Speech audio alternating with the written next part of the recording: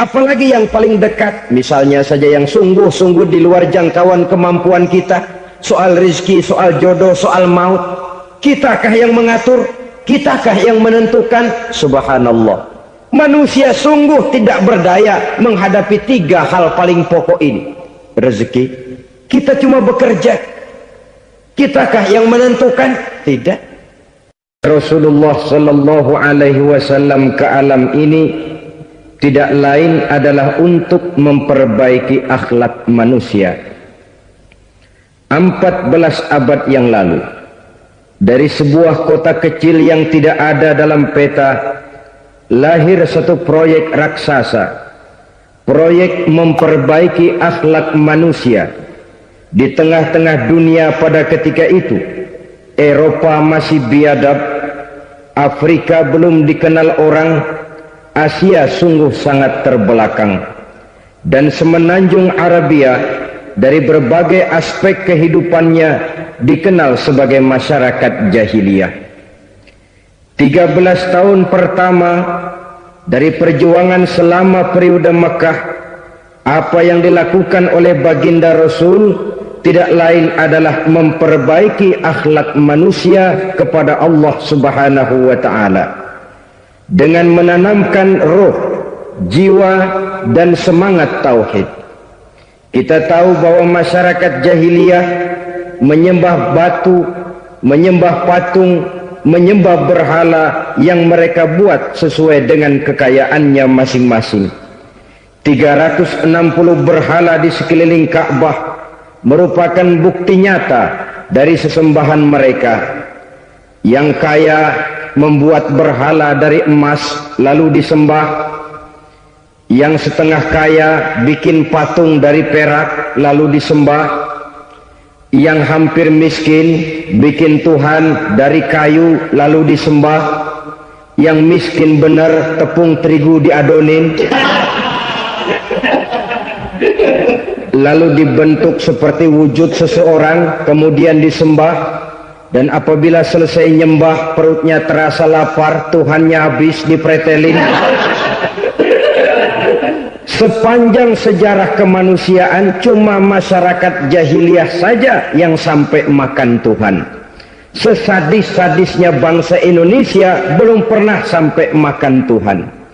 Maka menghadapi manusia seperti ini, yang pertama dilaksanakan oleh Rasul memperbaiki akhlak mereka kepada Allah, menanamkan la ilaha illallah, bahwa tidak ada Tuhan yang perlu disembah selain daripada Allah Subhanahu wa ta'ala. Ini hakikatnya merupakan inti daripada ajaran Rasul-Rasul terdahulu. Kenapa? Seluruh Rasul bersumber dari satu sumber yang sama, yaitu dari Allah Subhanahu wa ta'ala. Maka prinsip ajaran ketuhanan yang mereka bawa tentu saja sama. Nabi Adam mengajarkan la ilaha illallah, Nabi Nuh mengajarkan la ilaha illallah, cuma tentu sambungannya Nuh Rasulullah. Nabi Ibrahim mengajarkan la ilaha illallah, Ibrahim Rasulullah. Nabi Musa mengajarkan la ilaha illallah, Musa Rasulullah. Bahkan Nabi Isa mengajarkan la ilaha illallah, Isa Rasulullah. Dan Nabi Muhammad mengajarkan la ilaha illallah, Muhammadur Rasulullah. Akhlak manusia kepada Allah dengan menanamkan tauhid. Jadi kalau ingin berakhlak yang benar kepada Allah, jaga tauhid, pegang teguh akidah. Saudara-saudara kaum muslimin rahimakumullah, lawan daripada tauhid adalah kufur. Kufur bisa dua, bisa kufur iman, bisa kufur nikmat. Kufur itu sifatnya, kafir itu orangnya. Ada orang kufur iman, dan ini merusak akhlak kepada Allah Subhanahu wa ta'ala. Kufur iman itu kadang-kadang bentuknya syirik, orangnya disebut musyrik. Kufur iman itu kadang-kadang bentuknya nifaq, orangnya disebut munafik. Kufur iman itu kadang-kadang bentuknya riddah, orangnya disebut murtad. Ini merupakan jenis daripada kufur-kufur iman dan tergelincirnya manusia daripada akhlak kepada Allah Subhanahu wa ta'ala.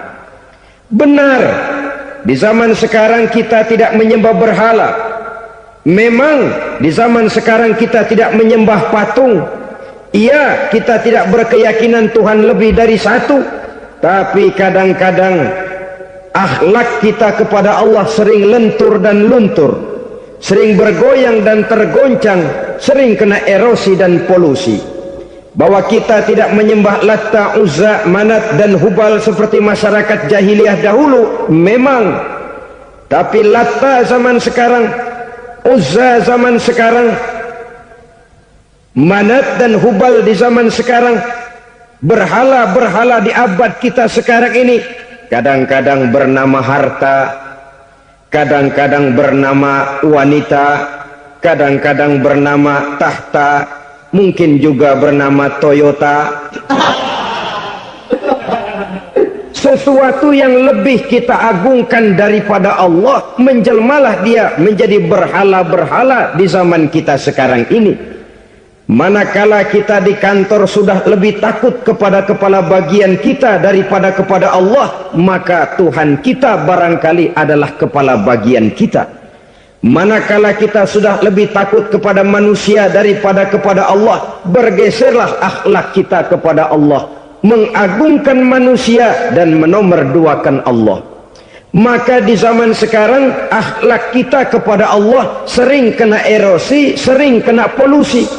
Mungkin karena sulitnya lapangan kerja, tingginya tensi ekonomi, persaingan hidup yang makin tajam, sulitnya mencari lapangan kerja, orang kadang-kadang nekat, sedikit pertimbangan picik, pandangan, mudah melakukan potong kompas, sehingga terjadilah perbuatan-perbuatan yang memelencengkan akhlak kita kepada Allah Subhanahu wa ta'ala. Kadang-kadang terjebak mempercayai selain daripada Allah, kadang-kadang terjebak di dalam mengagungkan yang selain daripada Allah lebih dari yang seharusnya. Terkenalah akhlak kita kepada Allah jaringan-jaringan erosi dan polusi. Kufur sebagai lawanan daripada tauhid merupakan sifat daripada orang yang tidak berakhlak kepada Allah. Bentuknya pertama bisa syirik. Syirik itu artinya meyakini ada Tuhan lain selain daripada Allah. Itu yang namanya syirik.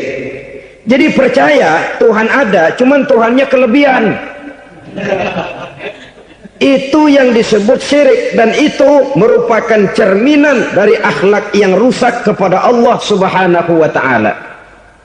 Berkeyakinan Tuhan lebih dari satu, berkeyakinan bahwa Tuhan itu beranak atau diperanakkan, atau mengagungkan sesuatu sama dengan Allah, atau menjadikan yang selain Allah sebagai tujuan akhir daripada perjalanan kehidupan ini, maka itu sudah terjebak kita dalam musyrik.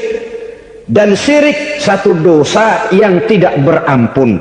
Bahasa kasarnya, yang namanya syirik itu jenis bapak moyangnya dosa. Saudara-saudara, sebab itu saya pesan, kalau memang terpaksa, biasanya yang tinggal di kota-kota besar itu kalau tidak kepengen dosa kan susah. Kalau terpaksa harus bikin dosa, cari yang kecil-kecil saja, yang kira-kira taubatnya gampang. Umpamanya pulang sholat Jumat nukar sendal, umpama, yaitu jelas dosa.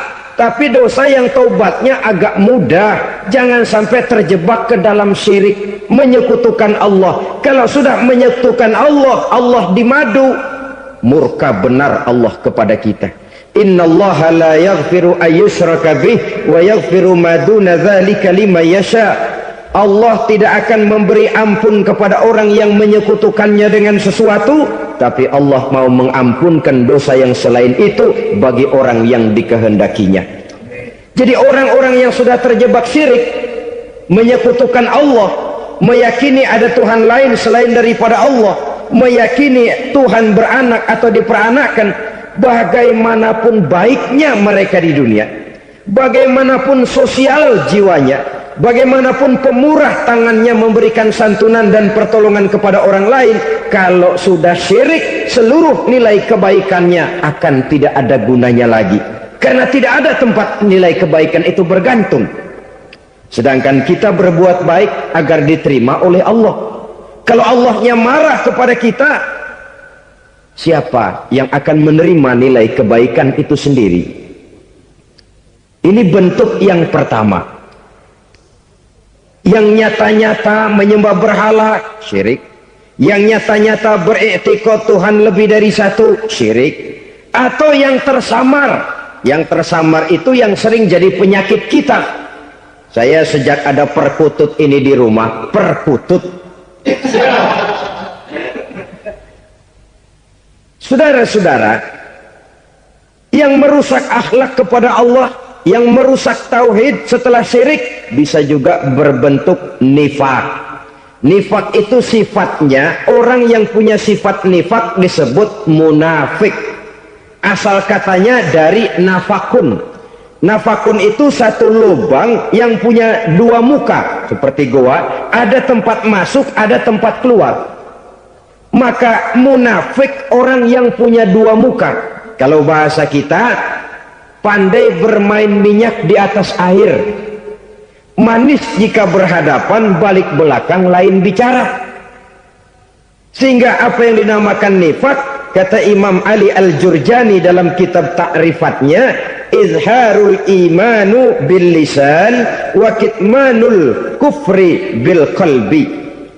Menyatakan, menampakkan iman dengan lidahnya, tapi menyembunyikan kekafiran dalam hatinya. Dengan kata lain, lidahnya mah iman, hatinya mah kafir. Padahal hati itu yang dilihat, padahal hati itu yang dinilai. Kenapa lidahnya mengaku iman? Ya mungkin karena kepepet, mungkin karena kepentingan, mungkin karena ingin mencari kelemahan orang, lalu dia pura-pura beriman. Tapi sesungguhnya hatinya kufur. Ini merupakan penyakit munafik. Dan terus terang, menghadapi orang munafik jauh lebih berat daripada menghadapi orang kafir. Kenapa? Munafik ini kan musuh dalam selimut. Mau dibilang musuh nyata-nyata, apalagi di zaman Rasul ya, ketika periode Madinah, berat sekali menghadapi orang munafik. Mau dibilang kafir, kalau ketemu assalamualaikumnya medok juga. Mau dibilang mukmin, di belakang ngegerundel, nyari-nyari penyakit, nyari-nyari lantaran, mencari-cari gara-gara. Kalau kafir jelas kafirnya, kalau musyrik jelas musyriknya. Tapi munafik, di depan kita dia mengaku beriman, di belakang kita dia caci maki kita. Maka demikian rupa watak orang munafik, Allah benci betul. Sampai dalam Quran orang munafik itu divonis innal munafikin fid darkil asfal minan nar. Orang-orang munafik di dasar jurang neraka yang paling bawah, keraknya neraka. Saudara-saudara kaum muslimin rahimakumullah, sebab munafik sangat berbahaya, membahayakan umat, membahayakan agama. Di depan kita mereka ngaku pura-pura beriman, kalau pidato luar biasa, memuji agama setinggi langit, menampakkan seolah-olah dia orang yang dekat dengan agama. Saudara-saudara, agama penting, agama mutlak. Tapi yang ngomong begitu agamanya apa, remeng-remeng. Cuma sekedar lipstick, cuma sekedar dekorasi, cuma sekedar kamuflase, buat ngibuli orang lain. Dia mengaku beragama, mengatakan agama mutlak, menganggap agama penting, seolah-olah memperhatikan benar tentang tatanan kehidupan beragama, tapi sebenarnya di hatinya tidak lebih berkecamuk penyakit-penyakit kufur.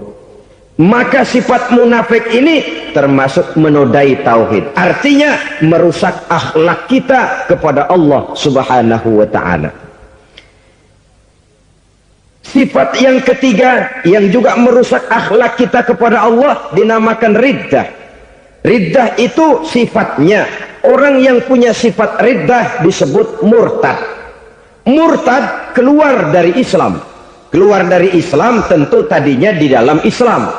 Oleh satu perbuatan dia bisa menjadi murtad. Misalnya tadinya dia iman benar kepada Allah, tapi melarat. Kadang-kadang sehari masak, 3 hari libur. Akhirnya oleh kesulitan ekonomi dia tidak kuat. Ada yang menawarkan kebaikan, dibawain supermi, dibawain obat-obatan, diberikan beras. Goyah imannya. Keluar dia dari Islam, ikut agama orang yang memberikan pertolongan kepadanya, memilih kesenangan sebentar dengan mengorbankan kebahagiaan yang kekal. Maka orang semacam itu riddah sifatnya, murtad orangnya, keluar dari Islam. Dan yang menyebabkan kita murtad bukan cuma orang nyata-nyata memproklamirkan diri keluar dari Islam tapi lalu mengikuti agama orang lain. Bukan cuma itu, mengakui ada Rasul lagi sesudah Nabi Muhammad bisa menyebabkan kita murtad. Mengingkari nikmat Allah bisa menyebabkan kita murtad. Meyakini semua agama benar bisa menyebabkan orang menjadi murtad. Meragukan kesempurnaan dan kelengkapan Al-Quran bisa menyebabkan orang jadi murtad. Mengingkari sunnah bisa menyebabkan orang menjadi murtad. Banyak hal-hal yang bisa mendatangkan penyakit riddah dan membuat pelakunya menjadi murtad. Dan ini menodai akhlak kita kepada Allah Subhanahu wa ta'ala. Itu tadi kufur iman, saudara-saudara. Nyata-nyata mengingkari Allah, baik dalam bentuk syirik, nifak, ataupun riddah. Kufur yang kedua dinamakan kufur nikmat. Apa itu kufur nikmat? Sitru nikmatil mun'im aw ya'malu fi mukhalafatil mun'im. Menutup-nutup nikmat Allah, atau melakukan perbuatan yang menentang, bertentangan dengan kehendak yang memberikan nikmat. Jadi kufur nikmat pertama, nutup-nutupin Tuhan. Tuhan jalingin. Duit lu banyak amat, dari mana? Gua kerja. Lalu kerjanya nomor 1. Orang yang berakhlak kepada Allah, dia akan menjawab, kamu uangnya kok banyak, dari mana? Rezeki dari Allah. Caranya, saya kerja. Kerja itu cara, rezeki itu dari Allah datangnya. Bukankah di zaman sekarang kita sering terpleset? Ini merupakan cerminan dari rapuhnya akhlak kita kepada Allah Subhanahu wa ta'ala. Karena usaha saya memang, karena saya peras keringat banting tulang, tentu. Tapi sadarkah kita bahwa sepanjang yang bisa kita lakukan cuma berusaha, peras keringat banting tulang, pergi pagi pulang sore? Tapi bisakah kita memastikan hasil usaha kita? Apalagi yang paling dekat, misalnya saja yang sungguh-sungguh di luar jangkauan kemampuan kita, soal rezeki, soal jodoh, soal maut. Kitakah yang mengatur? Kitakah yang menentukan? Subhanallah, manusia sungguh tidak berdaya menghadapi 3 hal paling pokok ini. Rezeki, kita cuma bekerja. Kitakah yang menentukan? Tidak. Kita berusaha saja rezeki belum pasti dapat, apalagi kalau kita tidak berusaha. Jangan terjebak dalam fatalisme, belum perang udah nyerah. Emang dasar rezeki datangnya dari Tuhan, nggak usah kerja, dan ntar juga kalau dia datang. Dari mana datangnya? Kerja saja belum tentu dapat rezeki, apalagi kalau tidak kerja. Yang jelas usaha perlu kepastian, itu urusan Allah. Ini akhlak kepada Allah Subhanahu wa ta'ala. Jodoh juga begitu. Kita berusaha, kita berupaya, Allah menghendaki lain jadinya. Maut juga begitu. Siapa sih yang pengen ngadepi maut? Siapa sih yang pengen mati? Siapa sih yang pengen ketemu malaikat Israel? Tidak seorang pun kalau ditanya, kecuali mereka yang putus asa ya. Kalau otaknya masih normal, mau mati mesti belakangan dulu udah dikit. Tapi yang satu itu saudara, kalau dia sudah datang, tenaga mana yang bisa menolak? Kalau dia sudah berkunjung, kekuatan mana yang bisa menghindar? Kalau dia sudah ingin bertemu, kemana kita bisa melarikan diri? Manusia sepanjang yang dia lakukan hanya berusaha, tapi kepastian, ketentuan dari Allah Subhanahu wa ta'ala. Orang yang kufur nikmat, nutupin Allah. Dia merasa rezekinya adalah mutlak peras keringatnya, seolah-olah Allah nggak punya peranan apa-apa di situ. Oh, ini kan saya bisa rumah begini karena saya kerja keras. Oh, ini mobil saya begini saya kerja keras. Peras keringat banting tulang keras.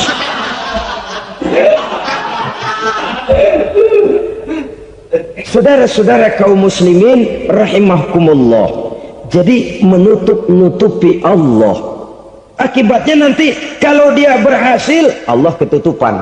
Kalau dia gagal, orang lain dicaci maki, dicari kambing hitam. Yang kambing hitam kan mahal, karena orang sering cari-cari kambing hitam. Jarang orang mau jujur kalau bertemu kesulitan lalu mencari sebab pada dirinya sendiri. Yang paling enak ya nyalain orang. Lo begitu. Orang lain yang paling enak kita salahin. Au ya'malu fi mukhalafatil mun'im, atau dia melakukan sesuatu yang tidak sesuai dengan kehendak yang memberikannya nikmat. Diberikan kita tangan, mulut sih nggak berhenti, terima kasih Tuhan, alhamdulillah saya dikasih tangan. Cuma nih tangan enteng mat nabokin orang loh. Itu sudah mukhalafatul mun'im, bertentangan dengan kehendak yang memberikan nikmat. Diberikan harta, mulutnya mah basah, terima kasih Tuhan, alhamdulillah dikasih harta, tapi pelitnya minta ampun, kikir koret medit. Ini juga termasuk kufur nikmat, mempergunakan suatu nikmat bertentangan dengan kehendak daripada yang memberikan nikmat itu sendiri. Saudara-saudara kaum muslimin rahimakumullah, oleh karenanya kufur iman memang lebih bahaya daripada kufur nikmat. Tapi jangan lupa, kufur nikmat bisa menyeret orang kepada kufur iman. Nah kalau Allah udah dialingin, Tuhan sudah dinomor duain, lama-lama kenapa dia tidak mendewakan dirinya sendiri, mendewakan pangkatnya, mendewa-dewakan otaknya, mendewa-dewakan kemampuannya? Pada awalnya dia memang cuma kufur nikmat, tapi lambat laun kalau ini tidak diobati secara pasti orang akan mengarah kepada kufur iman. Bisa berbentuk syirik, bisa berbentuk nifak, bisa berbentuk riddah. Saudara-saudara, oleh karena itu menjaga akhlak kepada Allah mutlak penting. Sebab apa? Kita tidak berakhlak kepada manusia saja, kita dikucilkan dari pergaulan. Kalau kita tidak berakhlak kepada Allah, dikucilkan oleh Allah. Hadis qudsi menyatakan, man lam yashkur ala na'mai wa lam yasbir ala balai falyakhruj min tahtis samai falyatlub rabban siwaya.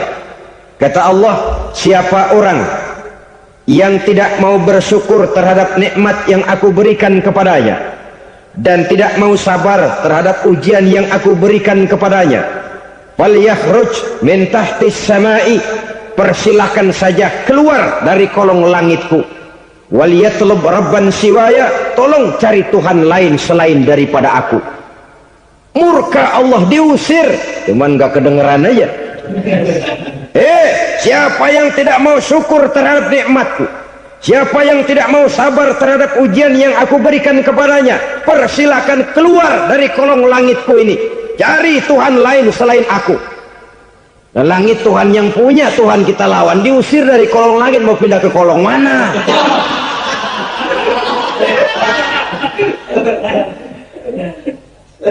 Jadi jangan merasa kufur nikmat kan enteng. Iya, kelihatannya begitu, tidak sebahaya kufur iman. Tapi kufur nikmat ini merupakan anak tangga yang kalau kita sudah mulai naik, kita akan naik terus sampai kepada tingkat di mana kita mengalami kufur iman.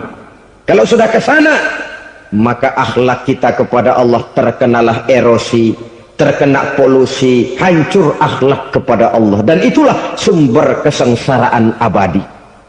Kalau cuma kita tidak berakhlak kepada manusia, barangkali resikonya cuma kehidupan di dunia ini. Mungkin juga ada kehidupan akhirat. Tapi kalau sudah tidak berakhlak kepada Allah, dunia akhirat kita rugi dan celaka. Maka pada kesempatan ini saya mengajak, marilah jaga baik-baik akhlak kita kepada Allah. Satu kali kita bertauhid, sampai mati kita bertauhid. Satu kali la ilaha illallah, jangan tergelincir lagi kita keluar daripada kalimat itu. Satu kali kita bertuhankan Allah, jangan bertuhan yang lain selain daripada Allah. Jangan sekutukan Allah, jangan samakan Allah dengan sesuatu, jangan mengangkat yang lain sama agungnya dengan Allah. Sebab dengan demikian kita seolah-olah sudah mengotori akhlak kita kepada Allah subhanahu wa ta'ala. Ini berat saudara-saudara, ini tidak ringan. Kadang-kadang saya katakan tadi, masalah ekonomi, kadang-kadang persaingan hidup yang makin tajam, di tengah lapangan kerja yang makin sulit, di tengah orang banyak potong kompas. Kalau berpatokan kepada nilai tauhid, la ilaha illallah, tidak ada Tuhan selain Allah, maka saya tidak akan takut kecuali hanya kepada Allah. Saya tidak akan menggantungkan hidup kecuali hanya kepada Allah. Saya tidak akan minta rezeki kecuali hanya kepada Allah. Kadang-kadang situasi yang nekat membuat kita kehilangan keseimbangan, kehilangan pertimbangan, picik pandangan. Akibatnya kita merusak akhlak kepada Allah subhanahu wa ta'ala. Ironinya kan orang sekarang kalau ditanya, lu nyolong ya? Iya. Kok berani? Emang. Lu nggak tahu Tuhan lihat? Tahu. Kok nyolong juga? Biarin.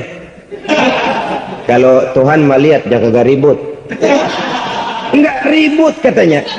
Kalau orang lihat, 2 orang saja tahu, geger kelurahan. Ini kan sudah mendustai dirinya sendiri, sudah merusak akhlaknya kepada Allah subhanahu wa ta'ala. Tuhan enggak ribut katanya. Saudara hadirin yang saya hormati, jadi oleh karenanya akhlak kita kepada Allah merupakan basis daripada kehidupan beragama. Kalau itu sudah mulai rapuh, mulai terkena erosi dan polusi, mulai rusak, dikhawatirkan nanti nilai ibadah kita kepada Allah juga akan turut ambruk karenanya.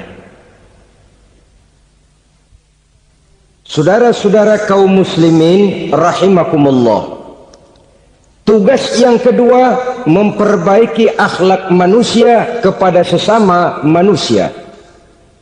Kita tahu Islam sesuai dengan namanya adalah agama damai. Maka akhlak manusia kepada sesama manusia menempati porsi yang penting dalam kehidupan beragama. Bagaimana seorang muslim bergaul, bertata krama terhadap sesama manusia. Mari kita lihat lebih jauh persoalannya. Untuk memudahkan pembicaraan dari kacamata agama, kita kelompokkan saja manusia itu dalam 2. Pertama yang seiman, dan yang kedua yang tidak seiman. Yang tidak seiman itu kita sebut saja kufur atau kafir. Nah, kepada yang kafir pun kita diajarkan untuk berakhlak, apalagi kepada yang memang nyata-nyata seiman, sekeyakinan, seakidah. Kemanapun Islam datang, ke negara manapun ia masuk, ia tidak menaburkan kerusakan. Jadi tidak benar kalau orang pernah itu menggambarkan, saking sentimennya seorang orientalis pernah menggambarkan Nabi Muhammad di tangan kirinya Quran, di tangan kanannya pedang, menggambarkan seolah-olah Islam dikembangkan dengan kekerasan. Sebenarnya tidak sama sekali. Kalaupun dalam sejarah perkembangan Islam pernah terjadi perang, maka perang dalam Islam sesungguhnya apabila kita amati sejarahnya bukan untuk memaksakan agama, karena memang agama tidak bisa dipaksakan, tetapi justru untuk mempertahankan agama dari segala macam hambatan, rintangan, hinaan dan fitnahan. Tapi kemanapun yang jelas Islam masuk, dia tidak pernah membuat kekacauan, kerusuhan ataupun penghancuran. Candi Prambanan bahkan dipugar, gereja-gereja tidak ada yang dihancurkan oleh umat Islam. Kenapa? Islam agama damai. Soal agama, soal lakum dinukum waliyadin, la ikraha fid din, qad tabayyana ar-rusdu minal ghayy. Tidak ada paksaan dalam beragama, sebab nyata yang benar dengan yang tidak benar. Belum pernah ada orang kafir masuk ke perkampungan orang Islam lalu dikejar-kejar, diteriakin kafir, kafir, sunatin.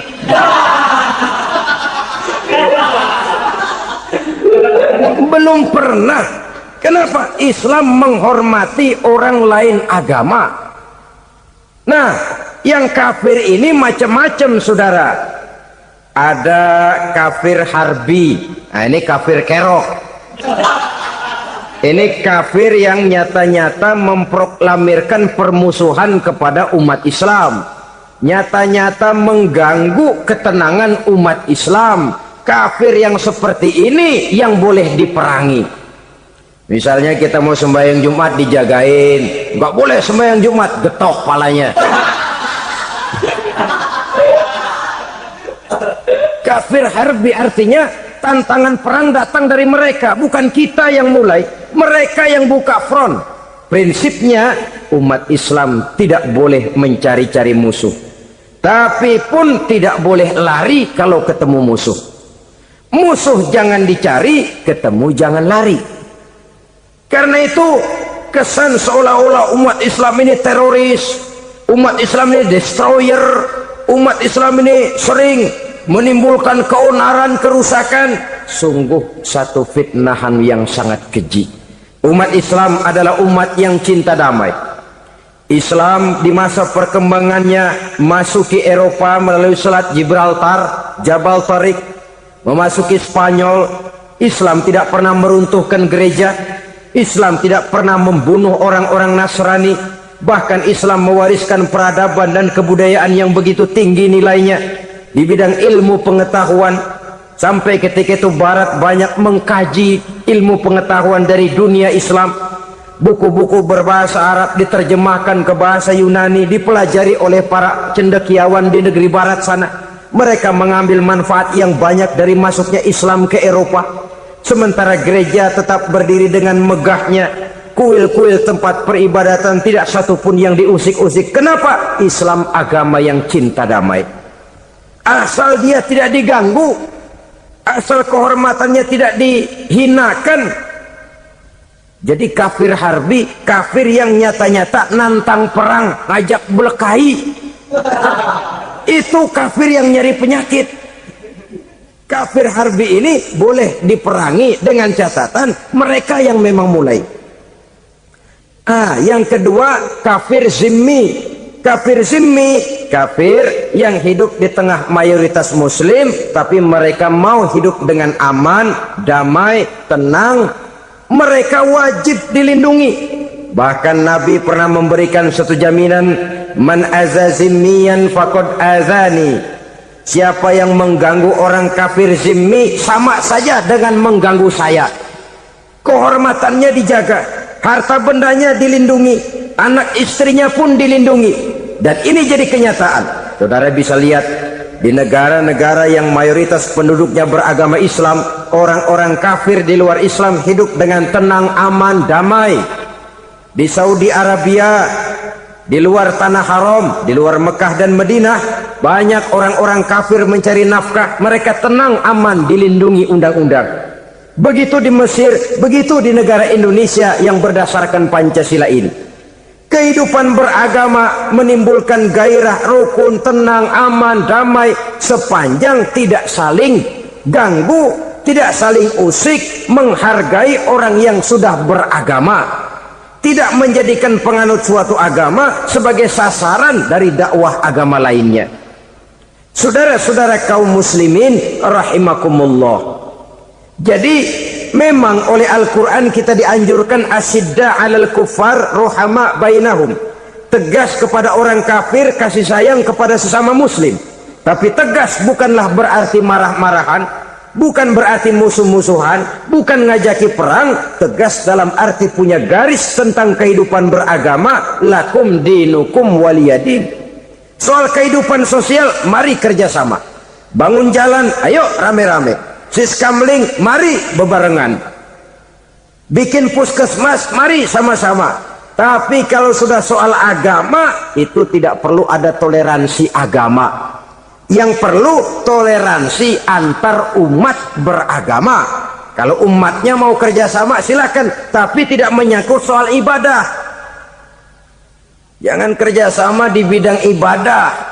Itu kerjasama yang salah pasang, saudara-saudara. Sehingga dengan demikian, toleransi adalah menyangkut kehidupan antar umat beragama. Sedangkan agama sendiri punya kapling yang nyata.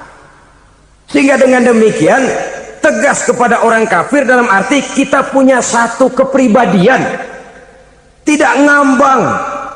Enggak, lalu kalau ditanya orang, sebenarnya agama lu apa sih? Ah, gua mah gimana musimnya aja. Agama pakai musim kayak rambutan. Akhirnya ya begitu, musim-musiman. Ke masjid kelihatan, ke gereja hayo, ke candi nongol, ke apa? Bingung malaikat bagaimana nyatetnya nih bocah ini. Di mana aja ada. Kita punya satu kepribadian. Saya muslim dan garis saya ini, lakum dinukum waliyadin. Bagi Tuhan persilakan agama Tuhan, bagi kami agama kami. Kami hormati Tuhan, Tuhan hormat kepada kami. Tapi soal agama, kaplingnya jelas. Kerjasama, mari urusan muamalah, bidang sosial. Yuk kita siskamling sama-sama dengan orang lain agama. Mari jaga kerukunan, kesatuan, persatuan, kekompakan. Perbaiki jalan yang rusak, mari sama-sama. Mendandani jembatan yang runtuh, mari sama-sama. Tapi sembahyang, kaplingnya lain-lain. Sebab Nabi juga dulu pernah ditawarkan begitu loh sama kafir jahiliyah dulu, Quraisy itu. Sudah Muhammad, sekarang begini saja, kita join aja daripada marah-marahan. Hari ini saya oke, menyembah Tuhanmu Allah. Besok gantian kamu menyembah Tuhan kita, Latta, Uzza, Manat dan Hubal. Turun, qul ya ayyuhal kafirun la a'budu ma ta'budun. Soal ibadah kaplingnya jelas, tidak boleh dicampur adukkan. Sebab kalau tidak, kita akan mulai kehilangan identitas diri. Dan disitulah krisis kehidupan keyakinan beragama dimulai. Dari krisis identitas. Hujan gede kan mulainya gerimis dulu. Di mana-mana ya gerimis dulu.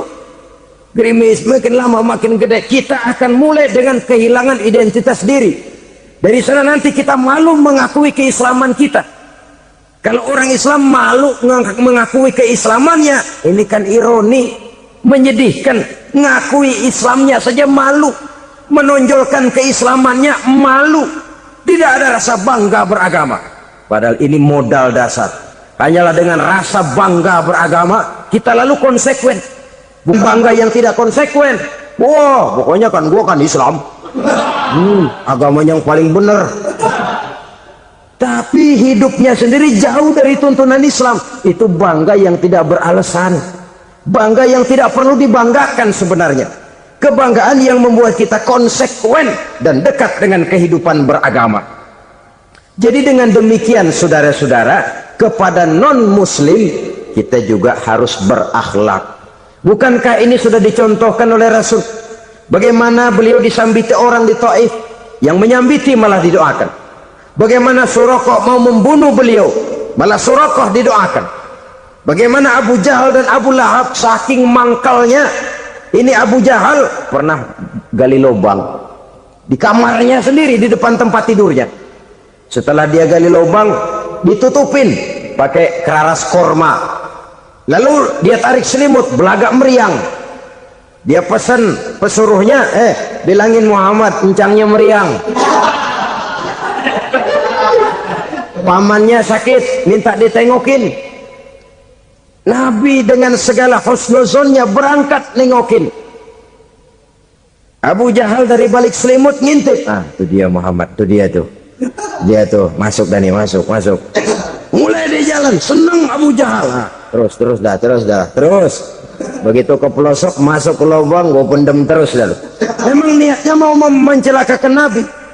Sudah tinggal beberapa langkah lagi Nabi akan berjalan ke arah lubang itu. Malaikat Jibril ngasih tahu, Muhammad, Abu Jahal pamanmu cuma pura-pura sakit. Di depan tempat tidur itu ada lubang sudah dia gali untuk menjerumuskan kamu. Sudah balik pulang. Balik badan Nabi. Sudah hampir mau melangkah, kakinya malah muter pulang.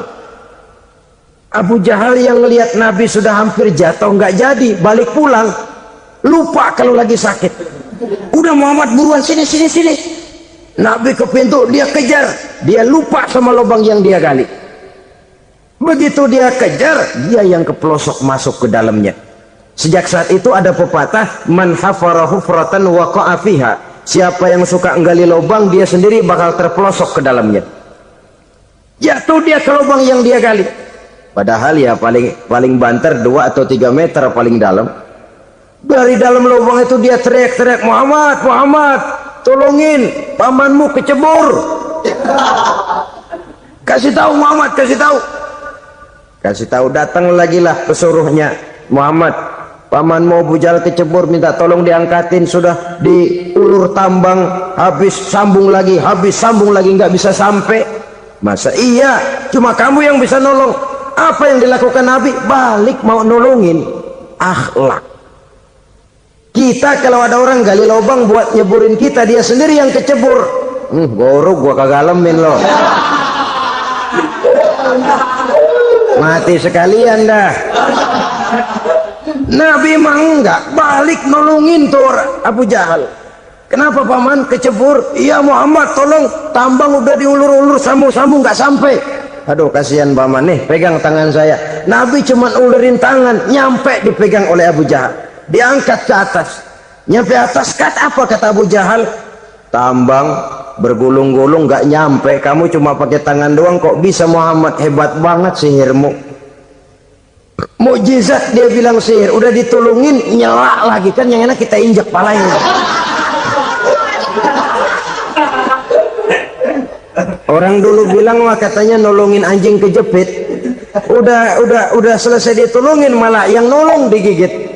Saudara hadirin yang saya hormati, kepada orang-orang kafir kita harus berakhlak, menghormati mereka, tidak memaksakan satu keyakinan dalam batas-batas yang ditolerir oleh agama, yaitu pada masalah-masalah sosial dan muamalah.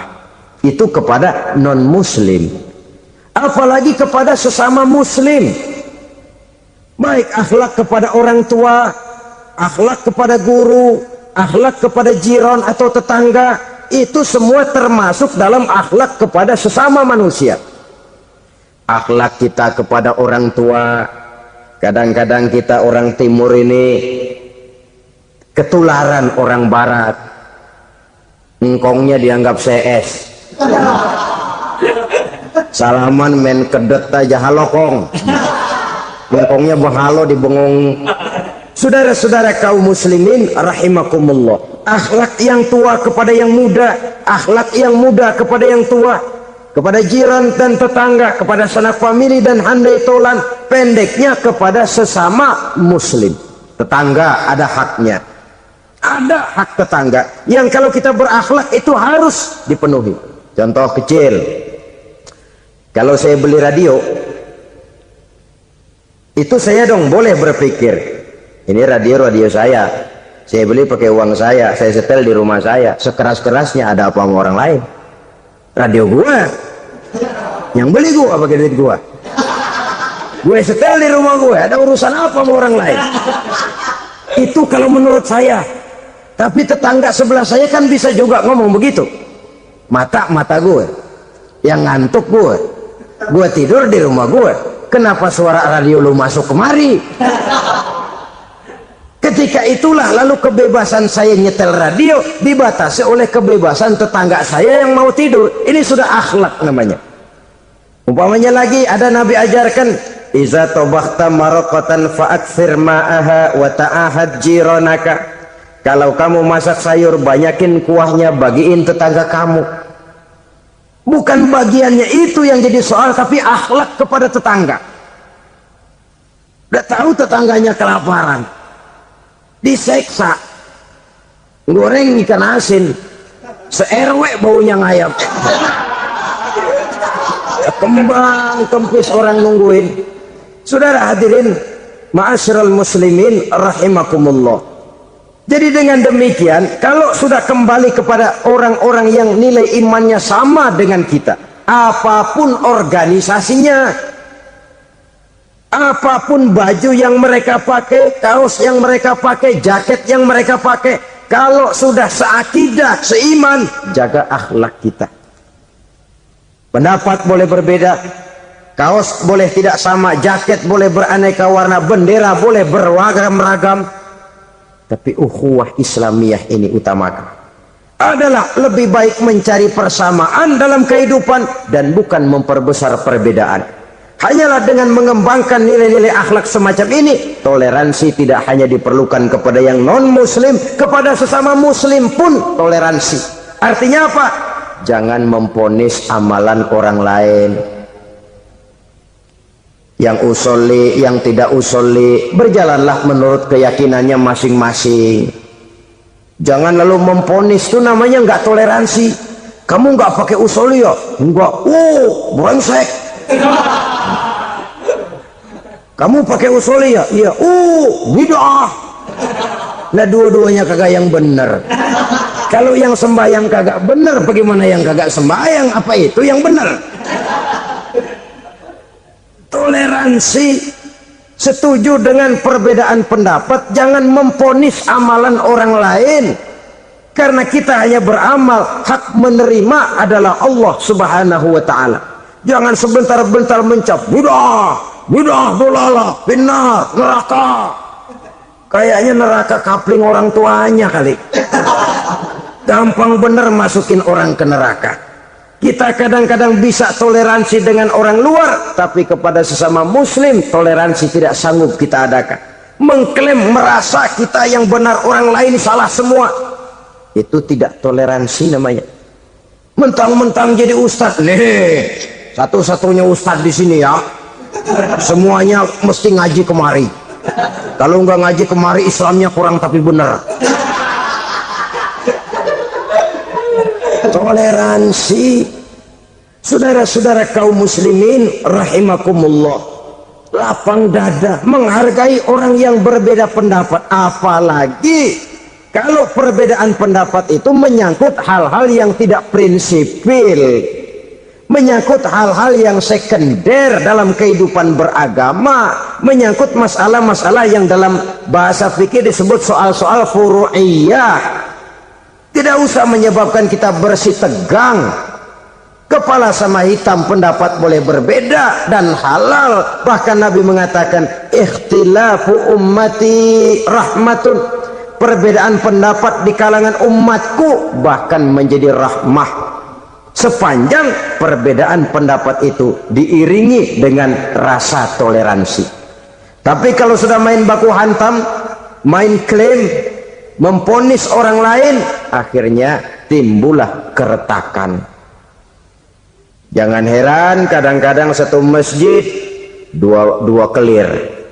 Ya soal kelir boleh kelar-kelir, boleh kelar-kelir, tapi kalau harus terlalu mencolok menyebabkan timbulnya keretakan, saya kira yang akan turun bukan lagi rahmah tapi bala. Bala akan menimpa kita, jatuh kita menjadi umat yang lemah. Oleh karena di antara kita sendiri, sesama kita tidak pandai bertoleransi, tidak lapang dada.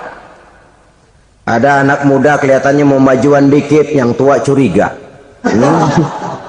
Nih kalau dia maju pasaran gua bangkrut dong nih. Lalu ditekan tuh anak ditekan melejit. Kadang-kadang yang tua maksudnya baik, mau memelihara, yang muda salah terima. Kan tua kejemur. Dari dulu sampai sekarang gitu-gitu doang, anak kemajuannya. Padahal yang tua barangkali maksudnya juga baik, mau memelihara. Sebenarnya kalau kita bisa mencoba mencari titik temu dengan alur komunikasi, tidak merasa diri yang paling benar, tapi toleransi, boyak menerima pendapat orang lain, setidaknya mau mendengar omongan orang. Yang susah kalau udah kena penyakit nggak mau ngerti omongan orang, nggak mau nerima pendapat orang. Kodok di kolong tempayan, cukeng kayu asem, asal ijo udah ijo aja, ijo dah. Nggak ngerti omongan orang. Yang kayak begini yang orang jadi kesandung. Oleh karena itu saudara-saudara, alangkah nikmatnya kehidupan ini apabila kita menyadari kita ini ummatan wahidah, satu umat yang satu, yang diikat dengan akidah. Kalau kepada yang non muslim saja kita diajarkan untuk berakhlak, apatah lagi kepada yang seiman, seakidah, sekeyakinan. Wajarkah perbedaan pendapat yang kecil-kecil lalu menyebabkan kita bertolak belakang, cerai-berai, centang perenang? Bila bertemu di jalan yang satu menyisih ke kiri, yang lain menyingkir ke kanan. Kalaupun juga bercampur di tengah kumpulan orang banyak, persis air dengan minyak. Yang atu melengos, yang atu madep mojok. Orang lain senyum, dia mau pada manyun. Saudara-saudara kaum muslimin rahimakumullah, realita ini walaupun tidak enak, pahit, tapi masih hidup di sebagian masyarakat kita. Ini yang perlu kita atasi. Soal toleransi kepada orang lain, sejarah sudah membuktikan. Mari kita jangan cuma bisa mengajak orang lain, umat lain untuk bertoleransi dengan kita, tapi kepada sesama kita, toleransi ini perlu kita tegakkan, perlu kita bina, terutama di dalam kita menuju bentuk ideal daripada konsep ukhuwah Islamiyah ini, yang memang selalu kita akan cari bentuk-bentuk idealnya sejalan dengan perkembangan situasi dan kondisi yang dihadapi oleh umat. Perbedaan organisasi, perbedaan kepentingan organisasi tidak seharusnya menyebabkan kita merasa meremehkan orang lain dan mengangkat diri, mengklaim diri sebagai yang ter. Jadi dengan demikian, apabila yang pertama tadi akhlak kepada Allah dinamakan hablum minallah, maka yang kedua ini merupakan hablum minan nas. Jikalau baik akhlak kita kepada Allah, baik akhlak kita kepada manusia, nikmat rasanya menjalani kehidupan. Kadang-kadang orang akhlaknya kepada manusia baik, tapi kepada Allah tidak baik. Hormat sama yang tua, menyayangi yang muda, sama tetangga rukun, tapi sama Tuhan nggak mau sujud. Ini baik kepada manusia, tapi tidak berakhlak kepada Allah. Atau sebaliknya, sujudnya sama Allah mah tekun, bener khusyuk, bahasanya juga fasih, luar biasa. Tapi sama manusia sombong, takabur, ujub, merasanya dia doang yang paling benar. Sebab iblis itu ya, itu kadang-kadang datang lewat hati, dan memang selalu markasnya di situ. Kalau dia tidak bisa menggoda kita dengan yang lain, dia tumbuhkan sifat ujub. Dia bisikin, wah memang di kampung ini yang paling banyak ibadahnya ente, yang lain mana, lihat tuh kerocok semua. Lalu di hati orang itu tertanam sifat iya ya. Nah tatkala iya ya, dia sudah terkena serangan iblis. Akhirnya apa? Orang lain diremehin. Asalnya nggak mau sembahyang ya diajak salaman dan najis aja deh. Ketemu juga mukanya ditekuk 4. Akhirnya bukan ngajak malah ngenyek, nyina. Lah orang dihina makin jauh, makin tidak tersentuh. Bukan cara itu yang diajarkan oleh Rasul. Bahwa orang tidak mau sholat, tugas kita mengajak. Soal dia tidak sholat, ya itu dosa dia kepada Allah. Saudara-saudara kaum muslimin, ujub disuntikkan oleh iblis ke dalam hati kita. Sujudnya kepada Allah benar, tapi akhlaknya kepada sesama manusia merasa paling benar sendirian, merasa orang lain salah semua. Pokoknya kalau di luar lingkungannya udah kagak bener aja udah bahaya. Saudara-saudara, ini juga penyakit yang disuntikkan oleh iblis. Sebab iblis itu tipu dayanya luar biasa, strateginya lihai. Makin tinggi kualitas iman, ya makin berat upaya iblis untuk menjerumuskan kita. Karenanya saya mengajak, marilah kita bertoleransi, baik kepada non-muslim, lebih-lebih lagi kepada sesama muslim yang kebetulan berbeda baju, berbeda kaos, berbeda organisasi, lain bendera yang dibawanya. Tapi toleransi mari kita canangkan. Kita terikat oleh ukhuwah Islamiyah. 2. Yang ketiga, akhlak manusia kepada makhluk Allah lainnya di luar manusia. Islam, saudara-saudara, dengan berakhlak kepada Allah, berakhlak kepada sesama manusia, berakhlak kepada makhluk Allah di luar manusia, baik flora maupun fauna, maka mudah-mudahan akan terciptalah satu ekosistem, satu lingkungan hidup yang membuat kita nikmat menjalani kehidupan ini. Inilah saja yang kita bicarakan pada pertemuan kali ini. Terima kasih atas segala perhatian. Mohon maaf atas segala kekurangan. Marilah kita membina nilai-nilai akhlak walaupun berat tantangannya. Sungguh lebih baik rakyat rendah yang berakhlak tinggi daripada pejabat tinggi yang berakhlak rendah. Karena nilai manusia pada akhirnya ditentukan oleh akhlaknya itu. Mau sukses di masyarakat, mari kita utamakan akhlak.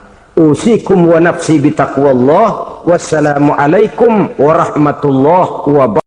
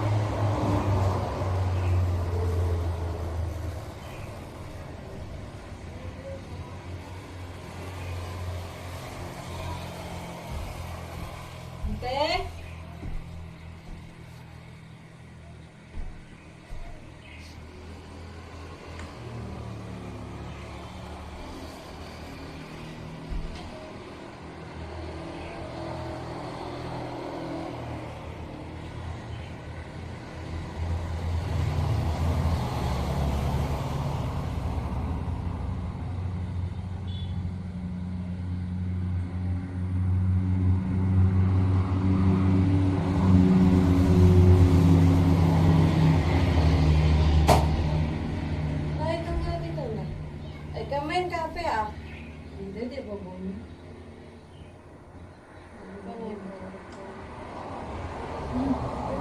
Lalaro ko nito.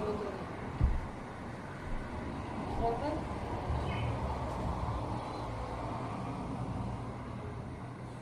Ako, oh.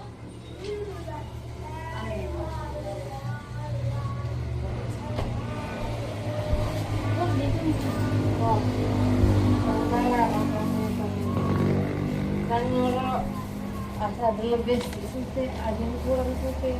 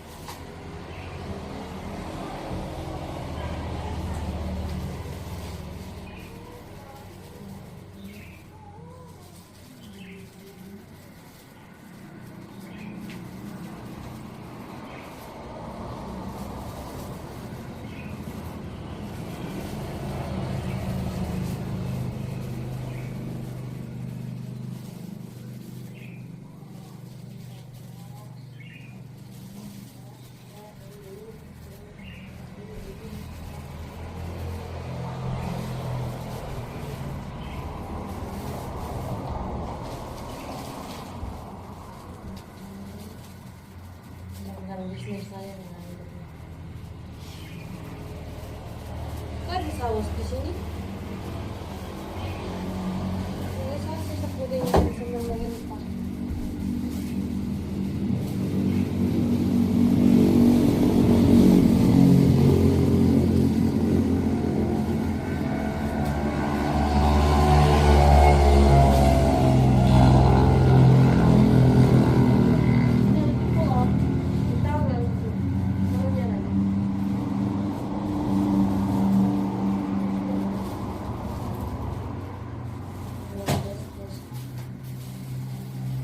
Nah, kami share kan ini ya.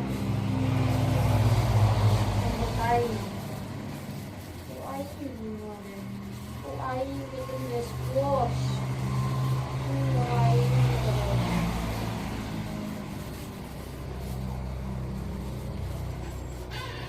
Ya, bang, jangan ada masalah.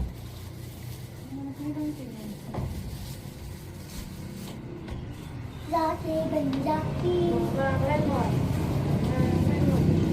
Kemarin aku pengen bayaran sama jadi murahnya. Jangan lupa aku. Beli di pajak bulan. Di pajak. Emang apa kau beli Shopee? Nah, Emang apa lo? ini apa lo? Emang apa? Tunjukin. Dia boleh. Dia boleh. Napan galit man. Kalah, may cintera ko. Kalah dito. Sampai dulu cintera ko. Enggak. Enggak mau. Di pajak. Nah, bakit ko lagi?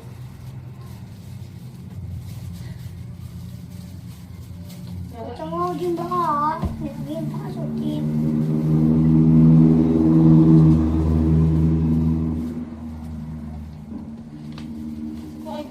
Mapa, bola mapa. Itu loh, ala Arskar. Pesa ito.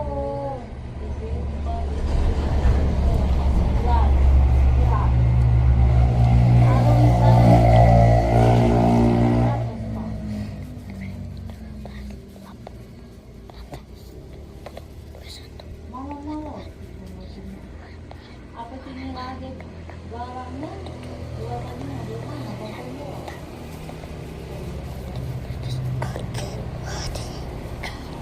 Aku upaya ada sesuatu ada kuat itu. Kalau aku tidak loh ini, ang lolo pagbuwa.